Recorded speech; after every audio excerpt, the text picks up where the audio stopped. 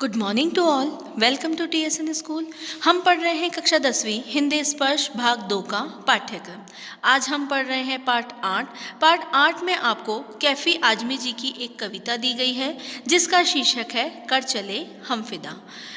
इस कविता में जो कैफ़ी आजमी जी हैं उन्होंने जो ये कविता है इसमें सैनिक की भावनाओं को दर्शाया है और यही जो भावनाएं हैं, इन भावनाओं को, सैनिक के जो भावनाएं हैं वो सैनिक के आखिरी संदेश के रूप में हमारे सामने प्रस्तुत किया है और वो देशवासियों से मतलब उनके हृदय की आवाज़ को बयान कर रहे हैं और उनके जो किए हुए काम हैं उन पर नाज कर रहे हैं और वो देशवासियों से कुछ अपेक्षाएं कर रहे हैं कि अब हमारे जाने के बाद तुम इस देश की रक्षा करो। और वो देशवासी कौन है? आप और हम ही हैं। इसके पहले पद में हमने देखा कि किस प्रकार से सैनिक अपने देशवासियों से आखिरी संदेश देते हुए कह रहे हैं कि हमने तो हमारे प्राणों को देश हित के लिए न्यौछावर कर दिया।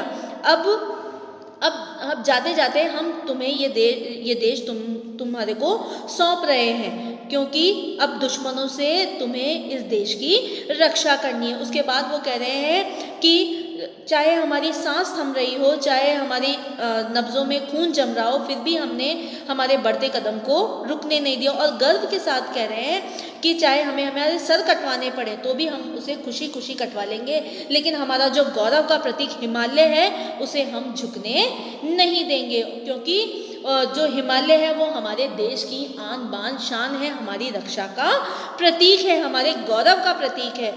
और इसी वीरता के साथ वे अपना शरीर का त्याग कर रहे हैं और इस देश की रक्षा का भार अपने देशवासियों को सौंप रहे हैं। इसके बाद दूसरे पद में जो सैनिक है वो कहते हैं कि जो पूरा जीवन है, मतलब जीवन में जिंदा रहने के हमें कई अवसर मिलते हैं, लेकिन जो प्राण न्यौछावर करने की जो खुशी है वो कभी कभी और किसी किसी को मिलती है। हर एक को ये खुशी नहीं मिलती है।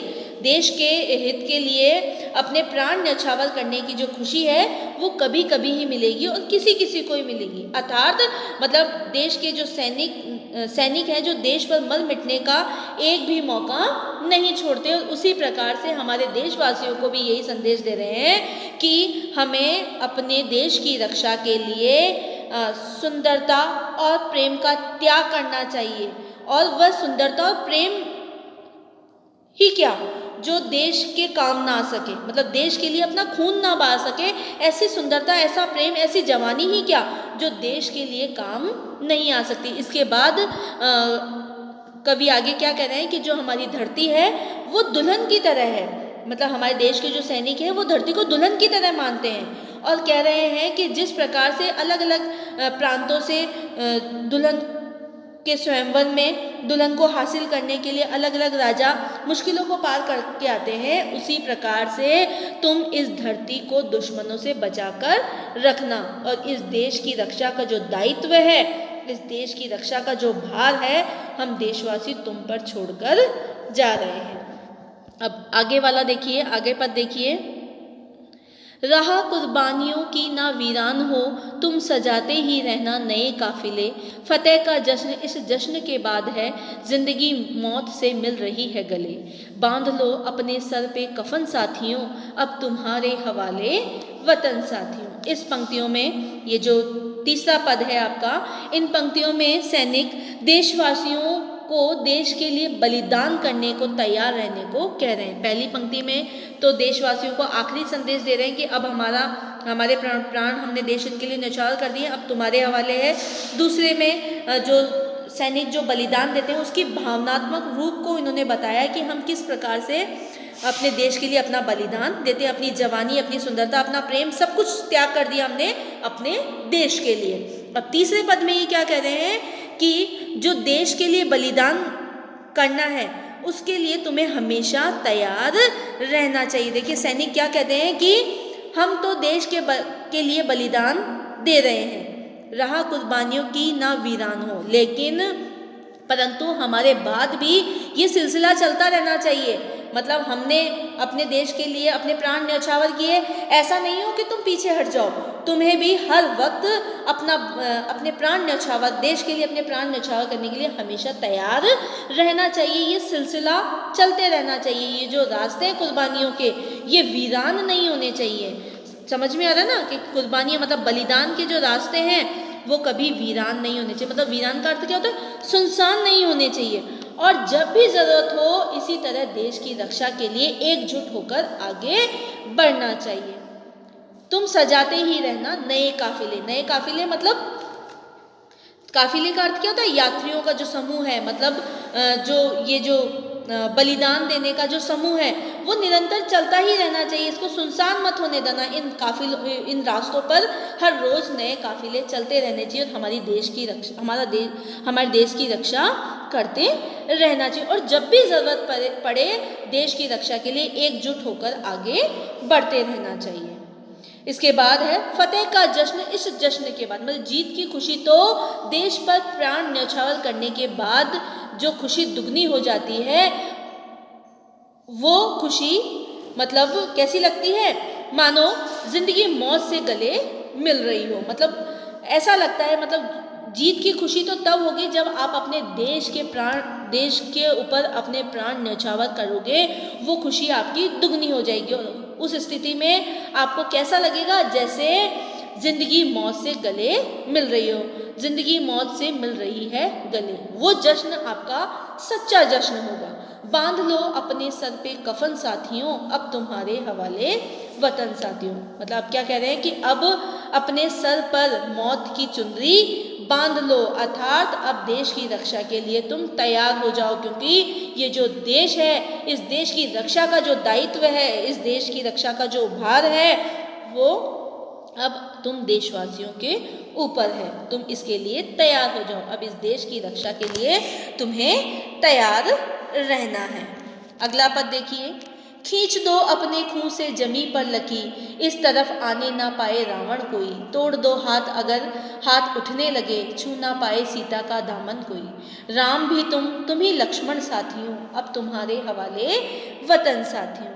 अब इन पंक्तियों में भी जो सैनिक है वो देशवासियों को ही प्रेरित कर रहे हैं। और सैनिक क्या कहते हैं? देखो, अपने खून से तुम लक्ष्मण रेखा के समान एक रेखा तुम भी खींच दो। खून मतलब खून से खींच दो अपने खून से जमी पर लकीर, अपनी जमीन पर तुम भी लक्ष्मण रेखा की तरह एक रेखा खींच दो। और तो ये तय कर लो कि रेखा को पार करके कोई रावण रूपी दुश्मन इस पार ना आ पाए। जैसे लक्ष्मण ने रेखा खींचकर सीता की रक्षा के लिए लक्ष्मण रेखा खींची थी, उसी प्रकार तुम अपने देश की रक्षा के लिए अपने खून से जमीन पर एक ऐसी लक्ष्मण रेखा खींच दो कि कोई भी इस रेखा को पार करके, रावण रूपी जो दुश्मन है वो इस रेखा को पार करके अंदर ना आ पाए। तोड़ दो हाथ अगर हाथ उठने लगे। और सैनिक क्या कह रहे हैं कि अपनी धरती को तुम्हें किस तरह से मानना है? सीता का दामन मतलब सीता के आंचल की तरह मानते हुए वो कहते हैं कि अगर कोई हाथ अपनी धरती पर आए, अपने देश पर आए, तो तुम्हें उसे सीता के दामन की तरह मानते हुए, अगर कोई सीता का दामन यानी आंचल को अगर कोई छुए तो तुम उस छूते हुए बढ़े हुए हाथ को भी तोड़ दो। मतलब अपने वतन की रक्षा के लिए तुम ही राम हो और तुम ही लक्ष्मण हो, इसलिए तुम्हें अपने देश की रक्षा का दायित्व संभालना होगा। क्या कह रहे हैं कि तुम्हें सबसे पहले तो अपने खून से क्या करनी है? लक्ष्मण रेखा खींचनी है, ताकि कोई रावण रूपी दुश्मन इस लक्ष्मण रेखा को पार करके हमारे देश में नहीं आ पाए। उसके बाद कवि ने अपनी धरती को, अपने देश को सीता से तुलना करते हुए बताया है कि हमारी जो धरती है, हमारा जो देश है, वो सीता के दामन की तरह है, सीता के आंचल की तरह मानते हुए हमारी धरती को, अपने देश की धरती को सीता के आंचल की तरह मानते हैं। और कहते हैं कि अगर कोई हाथ आंचल को छूने के लिए आगे बढ़े तो उसे तोड़ देना चाहिए। अपने वतन की रक्षा के लिए राम ही तुम हो और तुम ही लक्ष्मण हो। अब तुम्हारे हवाले वतन साथियों। अब जो रक्षा का जो दायित्व है, अपने देश की रक्षा का जो दायित्व है वो तुम्हारे हवाले है। इसको तुम्हें इस देश की तुम्हें रक्षा करनी है। समझ में आई ये कविता आपको? देखिए इसमें कवि कैफी आजमी जी ने सैनिक की जुबान से बताया कि किस प्रकार से सैनिक हमारे देश की रक्षा के लिए अपने हंसते हंसते अपने प्राण को न्यौछावर करते हैं और मरते दम तक अपने देश की रक्षा के लिए लड़ते रहते हैं। और उन्होंने ये भी कहा है कि मतलब इश्क और जवानी और जो प्रेम सुंदरता सब कुछ है, उन्होंने सब कुछ अपने देश के लिए न्यौछावर कर दिया है। इसके बाद उन्होंने बताया है कि जो हमने कुर्बानियाँ दी है उसे कुर्बानियों को तुम वीरान मत होने दो, इस जश्न को आगे से आगे बढ़ाते रहो और उसी में ही तुम्हारी खुशी दुगनी हो जाएगी। उसके बाद उन्होंने कहा कि तुम इस जो देश के चारों तरफ है लक्ष्मण रूपी एक रेखा, खून से लक्ष्मण रूपी एक रेखा खींच दो ताकि कोई भी रावण रूपी दुश्मन हमारे देश में घुस ना पाए। और अगर उसके कोई हाथ भी आगे बढ़ते हैं हमारी धरती को छूने के लिए तो उस हाथ को तोड़ दो, क्योंकि तुम ही राम हो और तुम ही लक्ष्मण हो, क्योंकि इस देश का जो दायित्व है, रक्षा का जो दायित्व है वो तुम पर ही है। कवि ने इस कविता में एक सैनिक के आखिरी शब्दों में अपने देशवासियों को प्रेरित करते हुए कहा है कि अपने देश की रक्षा के लिए हमेशा हमें तत्पर रहना चाहिए और हमें भी इसी तरह से देश की रक्षा के लिए तैयार रहना चाहिए। और जब भी कभी हम देश को हमारी ज़रूरत हो तो हमें अपने आप को पीछे धकेलने के बजाय आगे दुश्मनों का मुकाबला करते हुए आगे बढ़ते रहना चाहिए और हमेशा हमें अपने देश के लिए काम आना चाहिए। धन्यवाद।